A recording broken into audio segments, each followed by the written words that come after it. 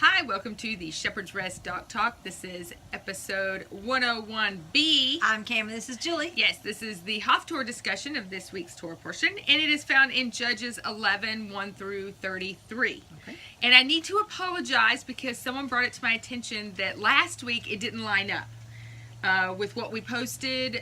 Sometimes the Haftarahs are different. We talked about that before because if it's a new moon or if it's a special occasion or I don't really know how all that works, but they like to change it up a bit. Right, I would say it's also who you're getting the readings from.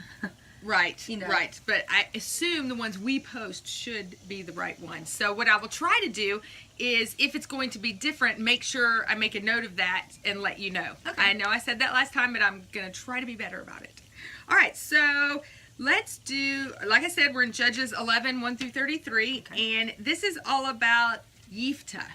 Now, some people pronounce it Jephthah, or it's about the man who made the vow to give a sacrifice whatever came out of his house first when he came home from battle. Yeah. If he was victorious. In other words, he said, Lord, if you'll let me win, then I'll give you whatever comes out of my house first. Totally. So we're going to talk about that. But first, we're going to do a little bit of a history lesson on to get us up to speed on where we're at on the timeline. Okay.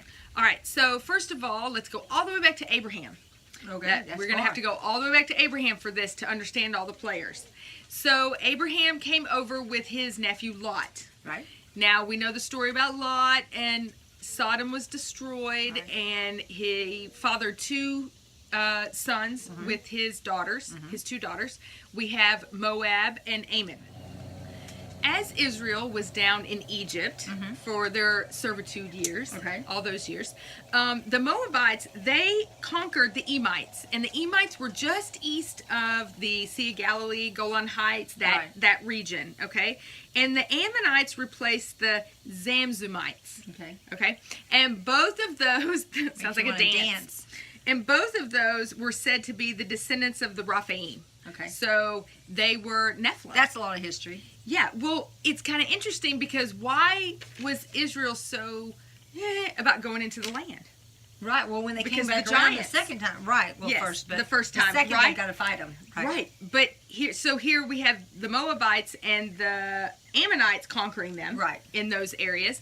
But by the time Israel got through the wilderness and where we're at right now, after the 40 years of wandering, the Amorites had taken it back over. So we have King Sihon in the north. Is that correct? King. Yeah. And then hang on. Or Og and Sihon. No. They're King Sihon is in the south. Okay. And Bashan, king of Og. Og, king of Bashan. I was like, yeah, Og is the king. Yes. Og, king of Bashan, is in the north. Yes. All right. So as Israel's coming in, this is where they're at. All right. Now we're going to find out in the next few weeks that Israel conquers both of them. Right. So first it's the King Sihon, and then Og comes out against him, and then they conquer Og. So the Reubenites and the Gadites, so tribe of Reuben, tribe of Gad, settle in those areas, and that is kind of where we're at right now. We're 300 years later. Okay. So, but we need to remember that the Ammonites had this area, the Moabites had this area, but when Israel came through, they did not have control of those areas. Right. The Amorites had taken back control. So that's important for this story. Now back to the Amorites having control of that area at the time that Israel's coming into the land. Cam and I just had a neat little side note is, sidebar is, it says in Scripture that they were going to be sojourners, right? Or they were going to be in Egypt, or they're not going to be able to come back into the land until the fulfillment, the sin of the Amorites is fulfilled. And that's from Genesis 15, the promise to Abraham. Right. So the sin of the Amorites has to be fulfilled. So what Cam was saying off camera is they would have to have control of that section because Israel can't go against its family. It can only defeat the Amorites. Right. So by getting through into the land, they had to be defeated. Because we'll know in a couple of weeks, the Moabites, the Ammonites, nor the Edomites would allow Israel passage through. Right. So that's how they were able to. They defeated the Amorites. Now, I just want to add something to that, because I also believe that the Amorites were able to take control of those sections because while Israel was down in Egypt, the Ammonites and the Moabites, the cousins, the descendants of Lot, had left the worship of Yahweh and had now gone into the worship of a god called Chemosh. Now, Chemosh is the same god you'll see. It's Baal Peor. It's believed to be the same as Baal Peor, as Beelzebub, like the song in the song. No, I'm kidding. Like Beelzebub. Also Mars and Saturn later on in the Greek.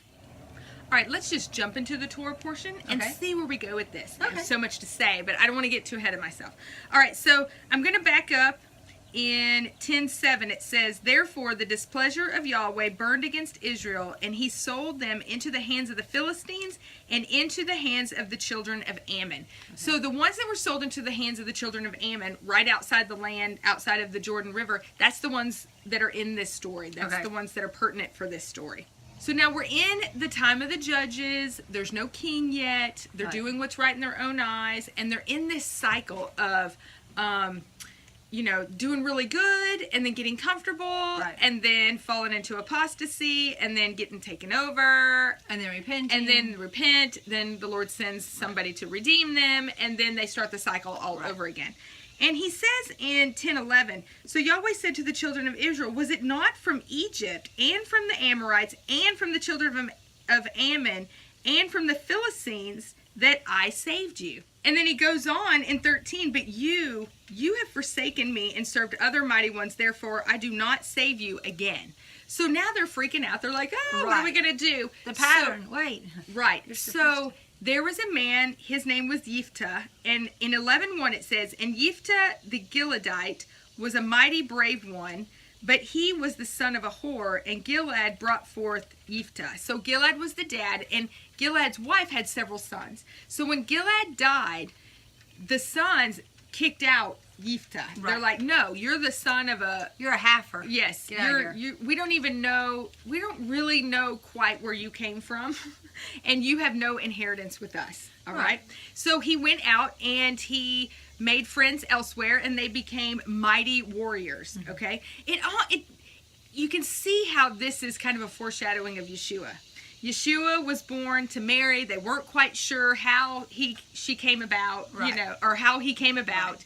He was rejected by his brothers and goes out, and we're all kind of like the misfits that are coming in, right? Yeah. And we're going to be the mighty warriors, I guess. So, but Israel's fallen into this apostasy state, and now they've been overtaken by the Ammonites, and they're asking him, "Would you please come and fight for us?" Right. And he's like, "But you kicked me out, but I will come and fight for you if you'll make me head over you." Which makes sense, because why would I fight for you if half of you are going to fight against me? If I'm head over you, then you will stand behind me and support me. Right. That's right. All right, well, let's just read that in 9. It says, "And Jephthah said to the elders of Gilead, if you take me back home to fight against the children of Ammon, and Yahweh gives them to me, am I to be your head?" And the elders of Gilead said to Jephthah, "Yahweh is witness between us, if we do not do according to your words." So they agreed to it. So the first thing he does is he says, "Okay, I know how this works because I'm a warlord, and I know how to do this." So he sends a messenger to the king of the Ammonites, and this is what the king says to him. "Because Israel took my land when they came up out of Egypt from the Arnon as far as the Yikab and to the Jordan, and now give back those lands in peace." So basically what he's saying is from all the way up by the Golan Heights to all the way down by the Dead Sea, they claim to have secured that land when Israel came through, and the Israel took it from them. Right. But the rest of it from 15 all the way to 27 is a rebuttal of Jephthah giving a complete Torah lesson and history lesson of what happened exactly. Right. And it almost speaks of it verbatim. If you were to put his words next to the words of the Torah, he knew this by memorizing and learning Torah. Right. So he knew Torah. It. Yes. Right. So in 29, it says, and the Spirit of Yahweh came upon Jephthah, and he passed through Gilead and Manasseh, and passed through Mizpah and Gilead, and from Mizpah of Gilead, he passed on toward the children of Ammon. All right, so we see the Lord showed him favor and gave all this land back. And it's because Israel repented. They said, yes, we have sinned. We have gone against our father, of Israel. Right. We have forsaken him. We've been embracing the gods of the Ammonites, the Moabites, all of them. And they were doing what was right in their own eyes. Right. And what they were doing was not anywhere in God's eyes what was right. So, all right, we see in 30 that Jephthah does something not very smart. And then we'll understand why the Lord says, don't make a vow. Yeshua says in Matthew, don't make a vow. Right. Right. All right. Because here's what he does. He's so excited, and it's actually him trying to entice the Lord, because that's kind of what they're used to. Appeasing. If I do this, if I appease you, I'll give you this in return. Right. If you like this so much, you'll give me what I want so you can have this. Right. It says in 30, and Jephthah made a vow to Yahweh and said, if you give the children of Ammon into my hands, then it shall be that whatever comes out of the doors of my house to meet me, when I return in peace from the children of Ammon, shall belong to Yahweh, and I shall offer it up as an ascending offering. And, this is our second take of this. In the first take, we talked about the ascending offering. That's the word there, we believe, is olam, which means completely given over. So this is not a human sacrifice. Okay, right. So, yes. Which in a lot of your Bibles will say burnt. That's where the confusion is. Because it says burnt offering, because that's the translation. It's going to go on fire, but it means, like she said, a total giving. So. Right, because if you remember, an olam offering is completely consumed and given to the Lord. You don't take any of it for yourself or for the priest. It's completely given over to the Lord. Right. So that's what I'm going to give you a total and complete offering of whatever comes out of my house. Right. I'm not going to benefit at all from it. Right. That is the key. Okay. So and I want to talk about this. Here's the irony of people assuming that this is a human sacrifice. The irony is he is defeating the Ammonites who worship a God who requires human sacrifice. Right. So why is he, who knows the Torah, we just saw that, he just gave a whole rendition of what happened in the Torah to prove Ammon wrong.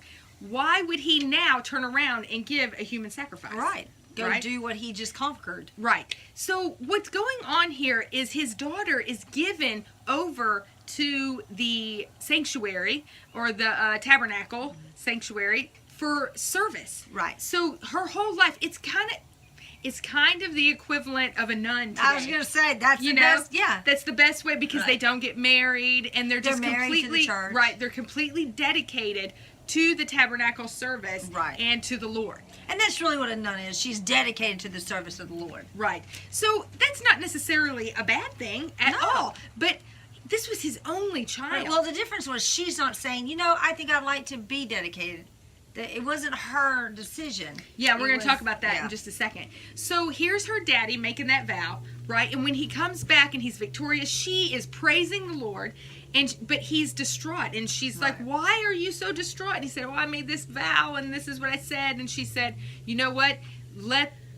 Do to me whatever you said to the Lord. Right. All right? And so she ends up asking for 2 months to mourn her virginity, it says. And if you keep reading, it says once she was dedicated and she knew no man. Right. This proves that she wasn't dedicated as a human sacrifice. Exactly. She was just given over to she was just given over to the tabernacle service to the Lord, which isn't a bad thing. She willingly did it. So what I really want to focus on is her here. It really hit me that she said, just let me go mourn for 2 months my virginity. And really what that represents is, let me mourn the life I thought I was going to have. Right. I'm doing because now I'm going to have this. Right. And I really thought about that for us. As we come into Messiah, we dedicate our lives to Him. Right. And that means we have to lay down what we thought our life was going to look like for the life now the Lord wants. Do you think this girl had a horrible life? No. Honoring the Lord and working in, it was just that she just didn't have the life that she thought she was going to have. Right. Yes. So back on the morning part, not like get up in the morning, but like, yeah. You know, we have been suckered into this thought of, well, you can't be sad. The joy of the Lord. You know, the joy of the Lord is our strength. The joy doesn't mean I'm like, yeah. That's not the joy. That's masking a lot of times, because inside you're really aching. And you're lying. Yes, you're lying. I love here that she was able to say, no, I need to mourn. I'm going to be obedient, yes, but I'm going to mourn this, like you said. But I just, as you're saying it, I'm thinking of how many times would people in the past have really been able to benefit knowing it's okay to cry over that. Yes. It's okay to be upset about that spilled milk while you're cleaning it up. Then get over it. Yes. But it's okay to have that emotion. You know, we were created with emotions for a reason. Yes, and you know that's so true. You ever meet those people that you're like, how are you doing today? And they're like, oh my gosh, it couldn't be better. It's just super. It's great. And you know, it's magnificent. Yes. You know, if I see them on occasion, that happens. But when that's always, I'm like, whatever. Who knows what's going on under there? I mean, it's my thought. Right. Who knows? Right, if we can just be honest with our feelings. So I thought of this in a bigger picture. So on a spiritual sense, we are like this daughter. Yeah. We are totally dedicated because of our Father in heaven said so, right? Right. We are totally dedicated, and we cannot be with another man. Right. You know, Yeshua is it. He's the only one we can follow. We can't go after other men, and he of all people knows the ramifications of doing that because he was with a mother who did that. Right. You know, it's not I don't know. It was just that really just struck me that she mourned the life that she thought she was going to have, but she was obedient, whatever her father said. She was willing to go the route in which her father had committed. And not only that, again, her father's the one that made this commitment, not her. Right. What integrity. Right. I know. That she didn't fight. She just said, absolutely. Yeah. Because she trusted the Father in heaven, and she trusted her earthly father. Right. To know that, you know what? You wouldn't have promised something bad for anybody, not even our servants. Right. Right. All right. Well, that's all I have for you today. It was very choppy. I don't know after editing how choppy it's going to be. It's very hot out here. My brain was a little foggy today. Yeah. But hopefully we got through it. And maybe next week will be a little cooler. I'm not counting on it. But we may have maybe it'll rain. Like, yeah. Maybe I'll get to the store and actually get a fan to put out here. Hey. Who knows? All right. Well, thank you for joining us. And we hope you have a fantastic week. Shalom.